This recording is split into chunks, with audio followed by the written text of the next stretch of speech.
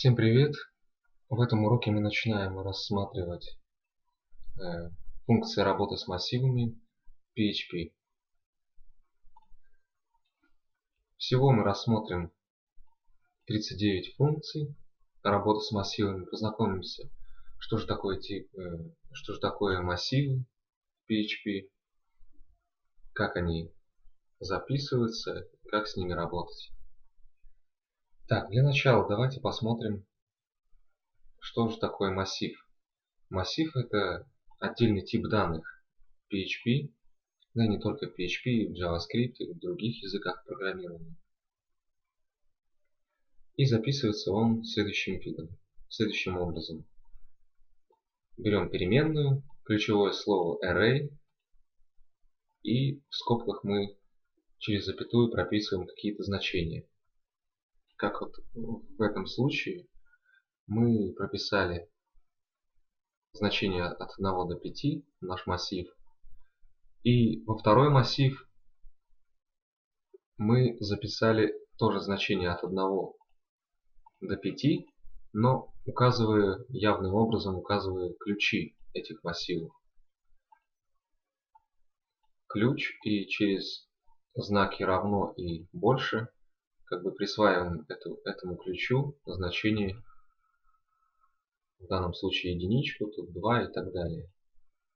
И хотелось бы отметить, что вот это два абсолютно одинаковых массива. Просто в первом случае мы не указывали ключи, а во втором явным образом их прописали. И если посмотреть на отображение этих массивов в браузере, то они абсолютно одинаковы. И да, это очень важно для работы с массивом. Важно знать, что начинается нумерация ключей по умолчанию с нуля. То есть, если мы хотим извлечь, к примеру, из нашего первого массива командой echo, если мы хотим вывести,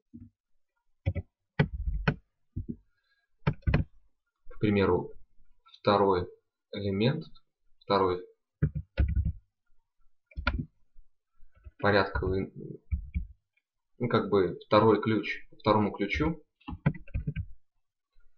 значение массива, то есть у нас будет 0, это значение единички, первый ключ это значение 2, и вот второй ключ это будет 3.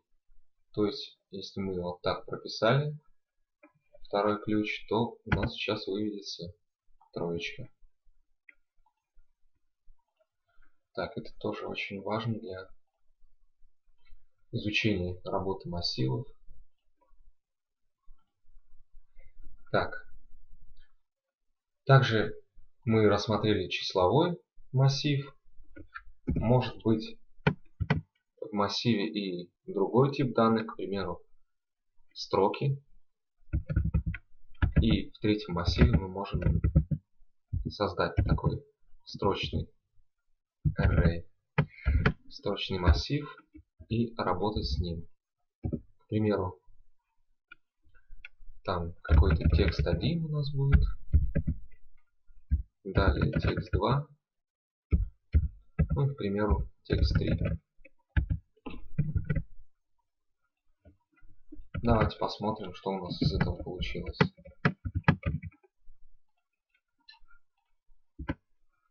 Вот у нас появился третий массив, уже со строчными типами данных, и ключи тоже по умолчанию у нас числовые и начинаются с нуля. И если мы хотим обратиться именно к этому массиву,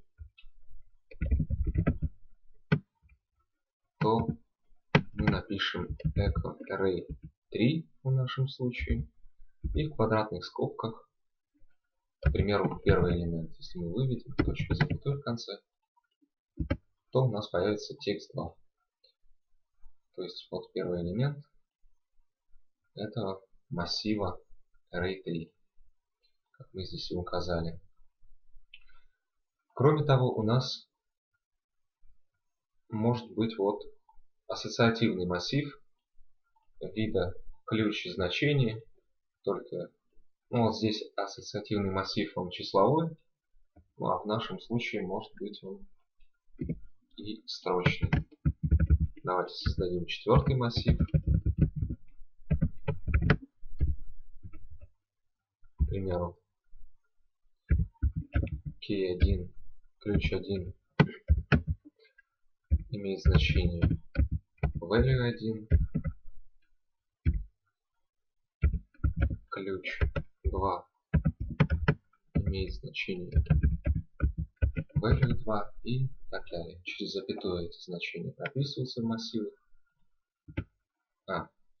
И чтобы нам это все увидеть, с помощью команды printr мы можем вывести четвертый массив и посмотреть, что у нас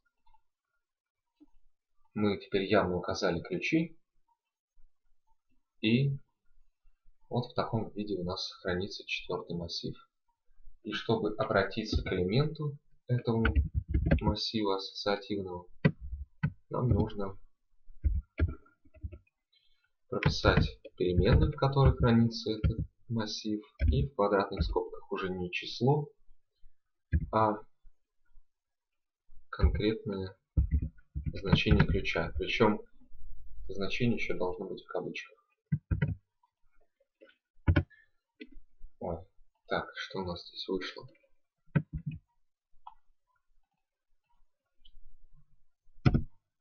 Да, у нас здесь не нужны эти кавычки.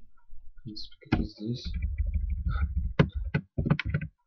Так, смотрим. Да.